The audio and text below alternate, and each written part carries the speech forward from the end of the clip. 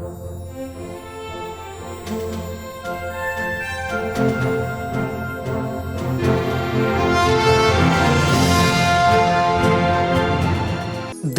मत रूप है 10 विद्या के,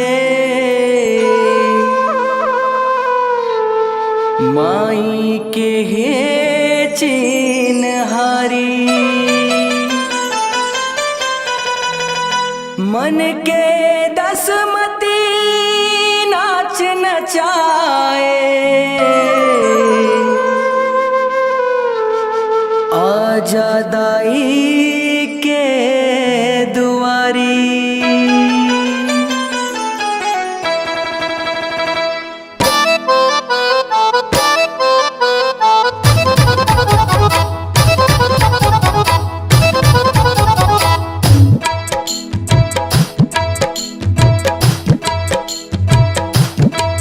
दसमत में 10 विद्या महाशक्ति लपावेना।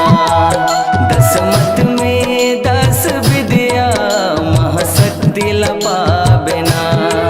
श्रद्धा के भाव विशाले, श्रद्धा के भाव विशाले, श्रद्धा के भाव विशाले, श्रद्धा के भाव विशाले। भक्ति ला पावेना, भक्ति ला पावेना। दसमत में 10 विद्या महाशक्ति लपावेना। दसमत में 10 विद्या महाशक्ति लपावेना।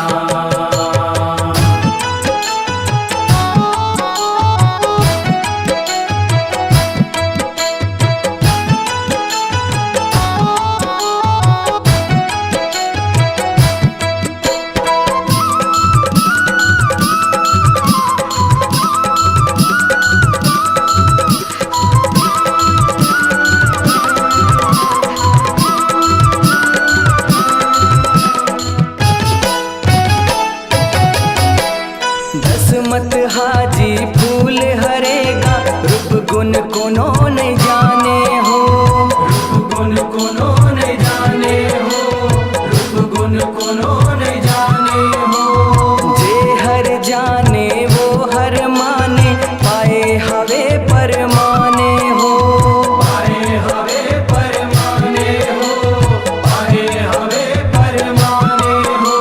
सौहत रूप है शिवानी के, जिला पाए शिव भगवाने हो। जिला पाए शिव भगवाने हो, जिला पाए शिव भगवाने हो। गौरी गौरा एक हरेगा, विधि के जोग महाने हो। विधि के जोग महाने हो, विधि के जोग महाने हो। लाल रंग फूल जलाए, लाल रंग फूल जलाए, सिंगार सजावे ना। दसमत में 10 विद्या महाशक्ति लपावेना। दसमत में 10 विद्या महाशक्ति लपावेना।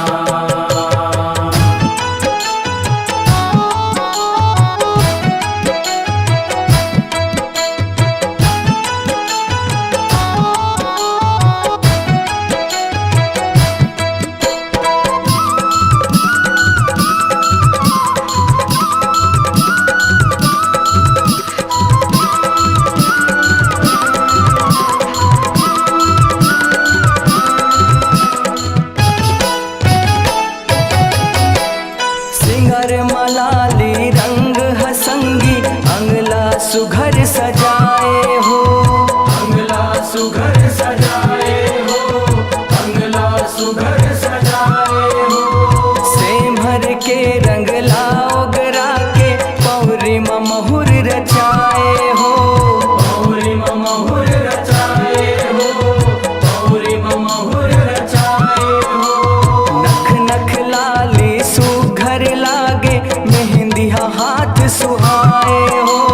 मेहंदी हाथ सुहाए हो, मेहंदी हाथ सुहाए हो। लुगरा